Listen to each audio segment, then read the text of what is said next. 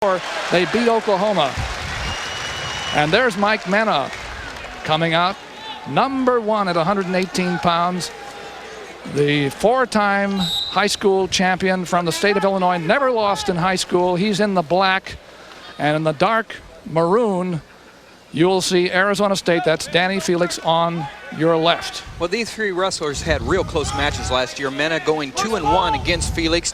All three of them came down right to the last, big throws or takedowns right at the last second. So this is, even though Mena's number 1, this is probably his toughest match so far this year. Felix can wrestle Mena, very tough, and I think it's real important for him for Arizona State. You mentioned it, Doug, in the opening, talking about that Carver-Hawkeye mystique. Well, if you're going to get rid of it, get the crowd out of it, and get it closer to a neutral setting, your 118-pounder has to come out fast.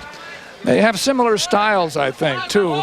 As a matter of fact, Leroy Smith was talking about it, that generally the 118-pounders are not really whip offensive-minded, the top men, except maybe the young man from Clarion we saw last week.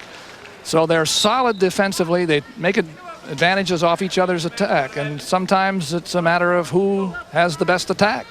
Yeah, and it's a matter of right inside your split personality, which one of you show up. It's, you know, the coaches are wondering which Danny Felix will show up tonight. If it's the aggressive Danny Felix, he has a real good shot. If he stands around, then it diminishes his opportunities. He's lost twice this year, and one of them was at 126 pounds. He is a big 118, and so is Mike Mena. That means that they have to cut a little bit to get to this weight naturally. And it's an advantage to be solidly strong against people who sometimes come in at 115 and have to eat to make it. One of the advantages, of course, Danny Felix has is right in the wrestling room. There, a whip over by Mena, and he put Felix on his back. No, but no points. No points because he didn't have it solid when he went out of bounds. Well, what Felix did well there was he continued to roll through there. Mena was, what a wonderful move, but yes, they're wiping their brows on the Arizona State side. They just dodged a big bullet. I'll tell you, Leroy Smith just jumped like he had been hit by a firecracker right behind him when that happened. It looked bad for a second. By the way, the referee tonight is Mike Pyle. He's wearing a referee's mic so that we can listen to him talk to the wrestlers along the way. Mike Pyle from Grinnell, an experienced national tournament referee. Mike Mena. Last year in the national tournament, they met each other, and actually Danny Felix was ahead 4-0 when Mike Mena put a big throw to his back and beat him with a big whip overthrow. And so that's how close these matches, and that's how fast the tide can turn. Well, we have 3-minute first periods, as you know, in college wrestling, then 2 minutes and 2 minutes in the second and third. They start on their feet in the first period, and as we get to the second, of course, you know that the one man decided by a flip of the coin in the meeting of the captains before the mat will get his choice as whether he wants to go up, down, or even on the feet. There's the coaches out there with Danny Felix. On the there's Leroy Smith in a dark jacket from the famous Smith family. Leroy himself, an NCAA champion, a world silver medalist, World Cup silver medalist, a national freestyle coach, and now the head coach at Arizona State. Of course, his brother John, 2-time Olympic gold medalist. Pat, the first 4-time national champion ever in the history of college. And now they've got a younger brother, Mark Smith, who's a freshman at Oklahoma State. What do they talk about when they get together? Well, I think they talk about girls because they got about 6 sisters, too. and they have a brother, too, coming into a freshman year at Oklahoma State. Yeah, oh, that's right. You did say that. Oh, there's Dan Gable, who is anxious to get this thing going. You know, he wants to win all 10. But he doesn't see anything right now to indicate that this is going to happen when it's 0-0 with 46 seconds left in the first period. He wants some scoring. Well, I think he saw something there. I just think he wants Mike Mena to do it again. He says, hey, you came close to putting it away inside 30 seconds, but I want to see more of the same. Get after it. There's Mena working hard to control the tie-up. That's so important in wrestling. If you're new to it, it may look sometimes as if they're struggling up there with their hands and elbows in a way that doesn't really mean anything, but it is so important to control your opponent. Well, both coaches have the same philosophy there. They like to get in the tie, control the tie, and make a lot of contact with the body. And they both agree with you there 100%. And it's a slow start today. A slow start. Arizona State having helmet trouble, headgear trouble for Danny Felix. Danny Felix is a sophomore. He comes from Phoenix, Arizona, South Mountain High School. He's an art major, you know. He was in an accelerated art program in high school, has a lot of talent, and he is a tough wrestler. Last year he qualified for the NCAAs, and he won the Pac-10. 2 state titles and a junior national freestyle championship as well. So he has credentials, as does Mike Mena. Yeah, facing 4-time state champion out of Illinois, out of Rock Falls, Illinois, and he went down to Assembly Hall at Champaign, Illinois, and won 4 straight state titles before he came into Iowa. So he's used to success also. Felix made one sort of half-hearted low move, and then another, and here's that tough tie with Mena again, trying to whip his man over. Now here's Felix coming in, but a nice counter by Mena right at the end of the period. Both coaches have a lot to be happy about in that first. Now they just want their wrestlers to do a little bit more of what they saw their wrestlers do, and that's be aggressive. Mena has the choice in the first period here. Felix on top will have his choice in the second period. Mena right there, 0-0. I was talking to Mike Mena, and he was telling me that his whole motivation is domination. He wants to, you know, create a little more space between he and Felix, he and any other wrestler in the nation. And the only way to do that is to beat him a little bit worse this time, because then psych-wise, he said it's a little bit harder for him to come back. So tonight, he wants to dominate. He just escaped. He was cautioned, by the way, for moving too quickly on the first whistle, but he stood up and got out. So it's 1-0. The Hawks, Mena against Felix. Danny Felix, a sophomore, against Mike Mena, a sophomore. So they're going to be after each other for a couple more years, too. Struggling with the head tie up. There's a low shot by Mena, but underhook by Felix cut that off before it got in too deep. If Mena could get in there and create that low shot, then that opens up his upper body front headlock opportunities, and that's what you want to do, is create the opportunities and use them all. As a matter of fact, we were talking the other day to Leroy Smith, who said that his man Felix, he'd like to have him take a lot more low shots. He doesn't have the confidence about it, but he's pretty good at it, he says. You know what you notice here, and you're seeing it right here, is a lot of action. And at the lower weights, you see that the flurries, the you know, the chain moves, a lot of series going on right here, and that's a little bit different than the upper weights.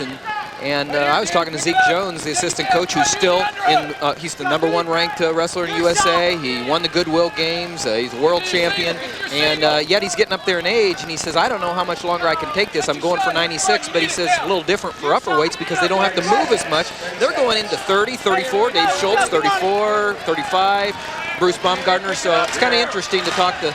There's Zeke with his camel hair coat standing by Leroy Smith. There have been no takedowns. We're in the second period, 1-0. The only point was an escape by Mena right at the start of the second period. Danny Felix of Arizona State, you're just in time to see the Sun Devils against the Hawkeyes. This is the first match at Carver Hawkeye Arena. A big crowd here, a good crowd on a Saturday night.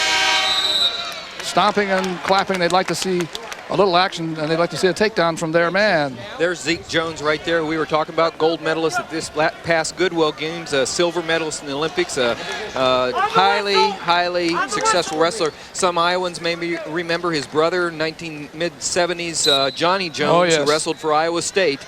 And so it's a great family, just like his coach. The very same thing happened there that happened in the second period. The man underneath, this time Felix, got to his feet, turned in, and is out. So it's 1-1, tied. Now here we go. It's going to be settled here. Just like always, for these three last year, it came down to final seconds. It looks like it's going to be the same type of match. And we have had no warnings either. Referee Mike Pyle is satisfied that even though there's no score, there's action. Now that is something that not all wrestling fans are aware of. That you don't have to have a lot of scoring to have action. Tell me when you're ready to wrestle. Mike Pyle is going to stand out there with Felix. You can hear him talking to the man. Now, Dan Gable can come out to coach Mike Mena, and he is doing that. You tell me when you're ready. Injury timeout. Ready? See, he has a cut over his eye. It must be that he had it bumped a little bit and it's sore. All right, now we have 1:23 to go in the third period of the first match, all important between Mike Mena of Iowa, #1 ranked, #7 Danny Felix of Arizona State. Again, that tie up high. They back in, lock up real quick, and then back out, go to the outside again. Right here, it's going to come down to who can take advantage of every opportunity, score on the edge, whatever it takes to get this win. That's what the kind of attitude that has to be going on right here, whatever it takes. They aren't changing levels much, and that makes it tough. Felix has not gone down for low shots at all. There is Mena up again trying that lock. He had a throw in the first period with it that just missed scoring because it was out of bounds. We have 39 seconds, 35 to go. Crowd is getting anxious. They want Felix to be warned, but he just went in on his... Both wrestlers trying to get inside. They're trying to get in and under. You got to be in and under. That beats overhook, and you got to get close to your wrestler right here, but the opportunity is just not being created because they're both very good defensing the attack from the other. And when you're a good defensive wrestler, it's hard to give that up. You don't want to give up what you do best to do something that maybe you don't do quite so well. Felix kept the wolf from the door by that one shot just a moment ago, and we're going to go into overtime. You don't have any sudden death. We go 2 minutes here. It's a 2-minute period, and the first person to score wins. And they don't wait, you know, they go right at it. So here we are in overtime. Arizona State against Iowa right away. Felix against Mena. And sometimes this is what separates the men from the boys is conditioning. You've got to be ready to go not just 7 minutes, but you've got to be ready to go all the way into sudden death. And that's where they're at right now. You'd think 7,000 or 8,000 clapping fans would be to the benefit of Mike Mena tonight at Carver Hawkeye. Mena has the collar. Likes to control the head. But Felix has been able to fight that off pretty well. But Mena is moving in. See, what they're trying to do is you see them slapping each other's head, popping the head, trying to create opportunities. Sooner or later, you pop that head, and just a fraction of an inch too high up when they come, there's the opening. They drop in on the leg, and there's the takedown. That's how fast it can happen, Doug, and it's going to happen here sooner or later. We're in the last minute of overtime. Now Mena went down. He was not able to score. Felix came out. The crowd, of course, wants a warning against Felix. Mena lost his position, but he was on the out-of-bounds line. Well, they're not putting one or a couple of moves together. It's one shot and then it's back out. You need to put a series of moves together right there. Harder, it's easier said than done when you're into your 8th and 9th minute. This is overtime. 1-1 in the regular 7 minutes. It's a 2-minute sudden death overtime, and there are only 25 seconds, as you can see, to go. That time Felix made about a half-hearted below-the-waist shot. He hasn't really been in at all.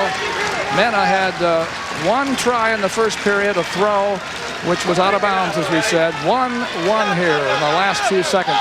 Then we'll go to another wild sudden death. And you'll know, you've never seen it before. We'll explain it for you. Here, no score now. So now we go to a 30-second business. The person who won the flip gets to choose what he wants. And he is going to go underneath. If he escapes within 30 seconds, he wins. If Mena holds in 30 seconds, Mena wins. Now, a lot of people like to pick the underneath side. And he's out. Felix won. Big win for Danny Felix. Big win. Stayed in a hostile environment. Stayed in just close enough to take it to that second part of the sudden death and beat the #1 ranked wrestler in the nation, Mike Mena. So it was an overtime win for Danny Felix.